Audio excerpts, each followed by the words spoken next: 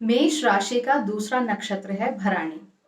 इस नक्षत्र की सबसे खास बात यह है कि इसमें है बहुत ज्यादा फायर पावर और ये जुड़ा हुआ है शुक्र यानी कि वीनस के साथ और इसके साथ साथ यमराज के साथ यानी धर्मराज के साथ। अब ये एक ऐसा नक्षत्र है जिसमें दो ऑपोजिंग फोर्सेस ज्वाइन हो रही हैं। तो इन ऑपोजिंग फोर्सेस से किस तरह का नेचर निकल के आता है, भराणी नक्षत्र आखिर कैसा नक्षत्र है और इसके इंटरप्रिटेशंस क्या क्या होते हैं, वो हम इस दो वीडियो पार्ट्स में जानेंगे। उसका पहला पार्ट हम आज करने वाले हैं जिसपे हम बात करेंगे भरानी की बेसिक क्वालिटीज की, उसके सिंबोलिज्म्स की और उन सिंबोलिज्म्स के मीनिंग की।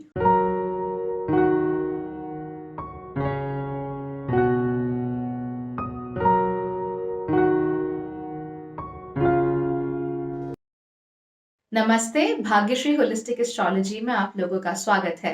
यहाँ पर हम बात करते हैं पॉजिटिव एस्ट्रोलॉजी के बारे में, इंस्पायरिंग एस्ट्रोलॉजी के बारे में और साथ ही साथ होलिस्टिक एस्ट्रोलॉजी के बारे में भी। यानी कि ऐसी एस्ट्रोलॉजी जो आपको आगे बढ़ने में मदद करती है, अपने आप को समझने में मदद करती है और लाइफ के प्रति एक पॉजिटिव नजरिया बनाने में मदद करती है। डराने और धमकाने वाली एस्ट्रोलॉजी की यहाँ पर तो एटलीस्ट कोई जगह नहीं है। इस चैनल पर आपको एस्ट्रोलॉजी से जुड़े हुए बहुत सारे वीडियोस मिल जाएंगे, फिर चाहे वो लग्नों के ऊपर हो, नक्षत्रों के ऊपर हो, राशियों के ऊपर हो, चंद्रमा राहु केतु शनि के ऊपर हो, माइंड बॉडी पर्सनालिटी टाइप्स के ऊपर हो। तो आपको जो भी एस्ट्रोलॉजी के बारे में जानना है वो आपको इस चैनल पर या तो मिल जाएगा अभी, या फिर वो वीडियोस जरूर बनने वाले हैं इन द फ्यूचर। इसलिए आपको सब्सक्राइब करना बहुत ही जरूरी है।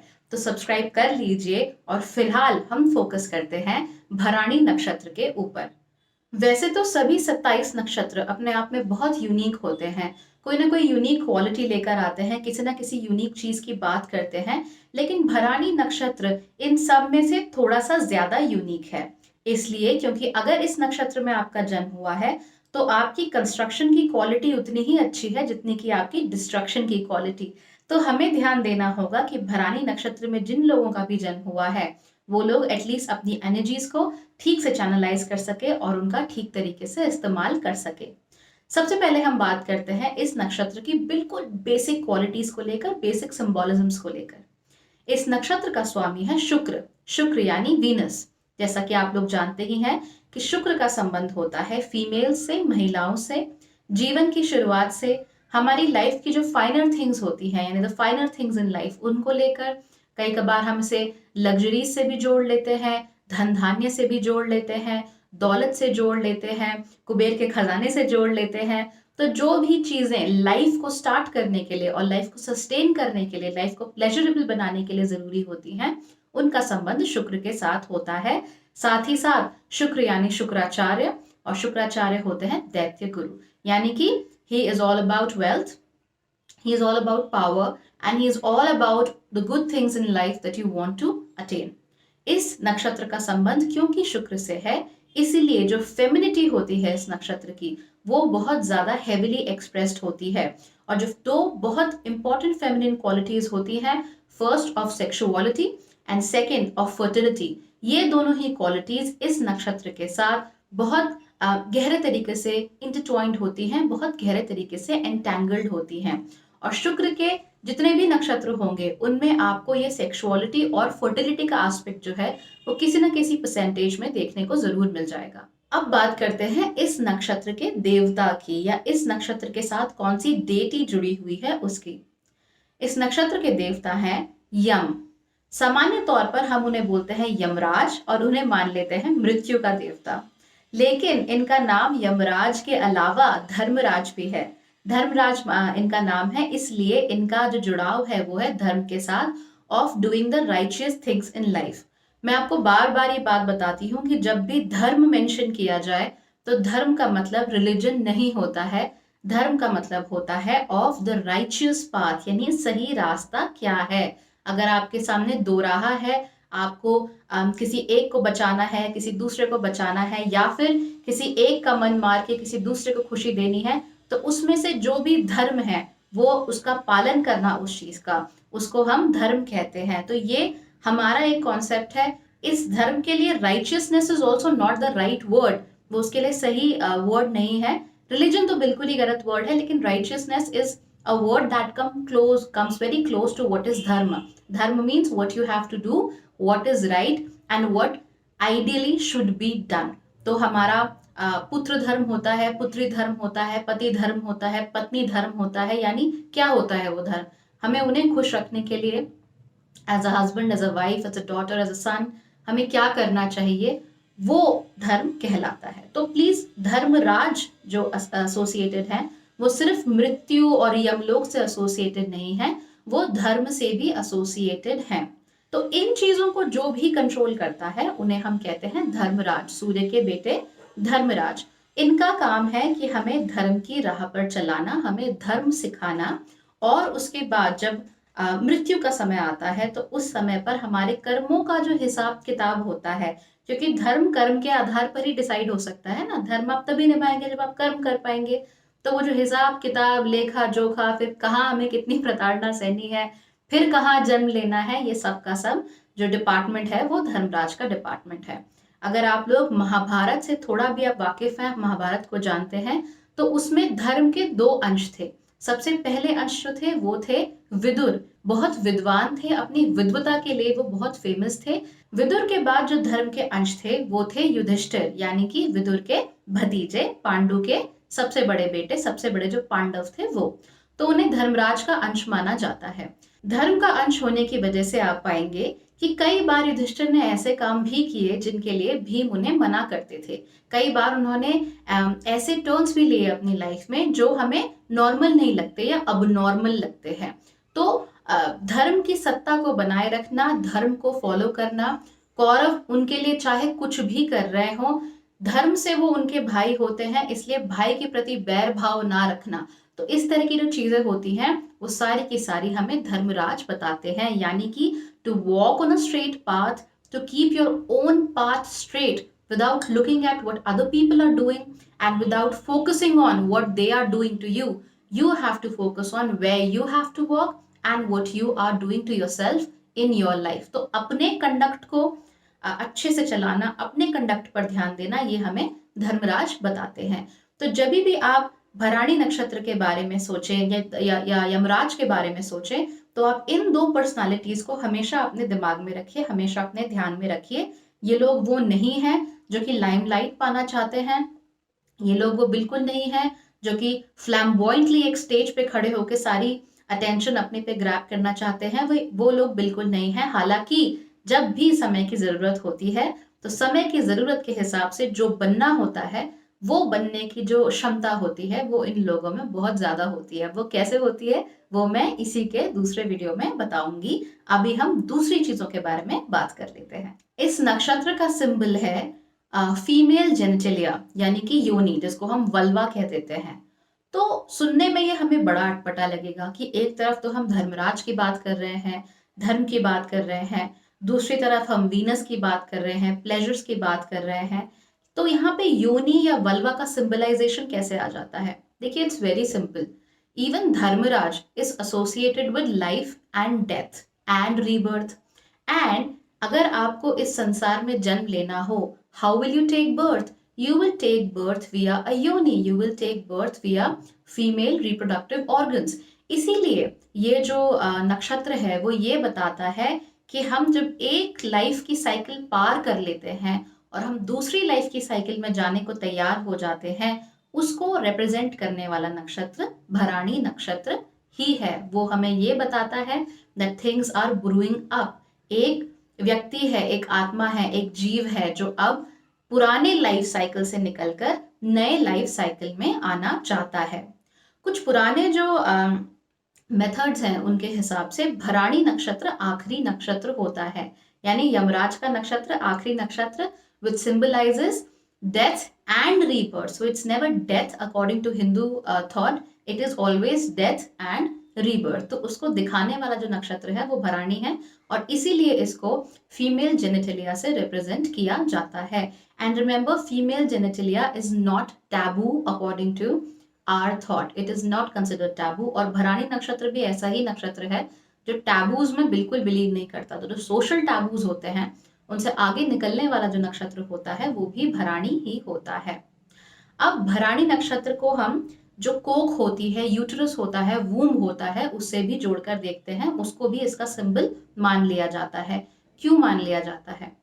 भराणी के दो मतलब हो सकते हैं, एक भरण करने वाली या सस्टेन करने वाली, और दूसरा है भार को वहन करने वाली, यानी कि बियरिंग वेट। तो दो मतलब क्या हुए?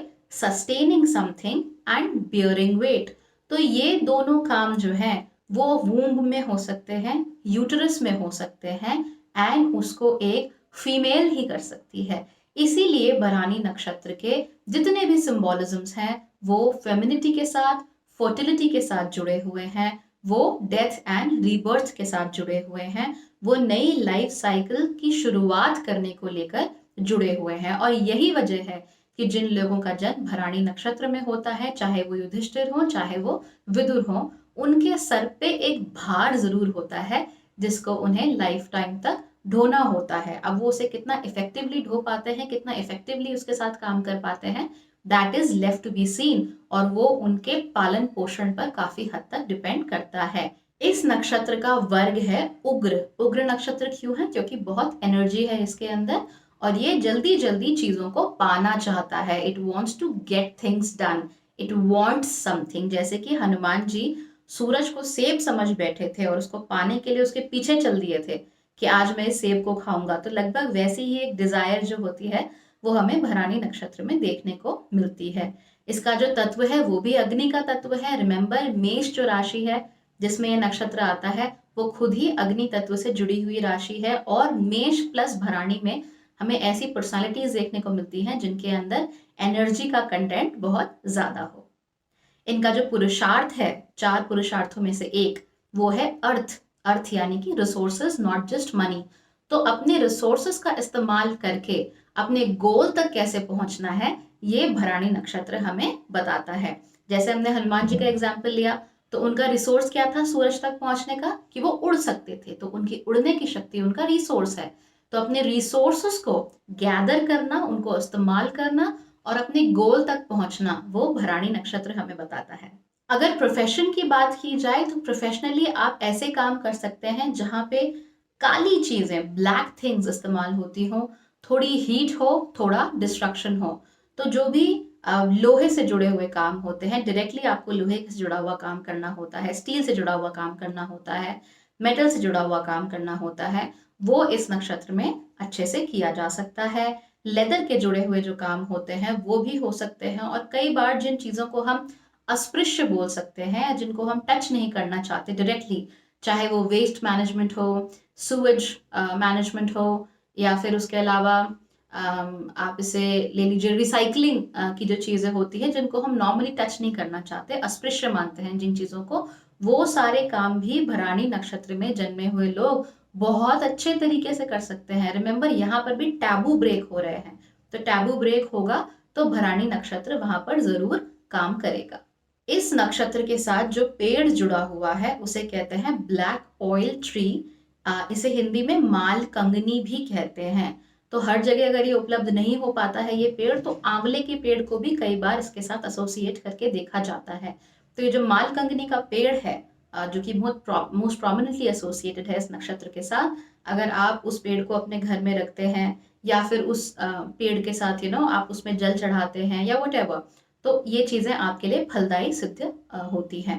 आपका जो गण है वो है मनुष्य। ना आप देव हैं ना ही आप दानव हैं, आप बीच में कहीं हैं, and you have to maintain balance between these two extremities. तो वो हुआ मनुष्य गण।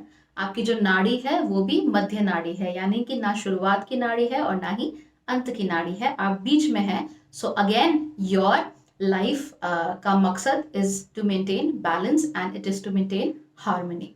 आपका गुण है रजोगुण।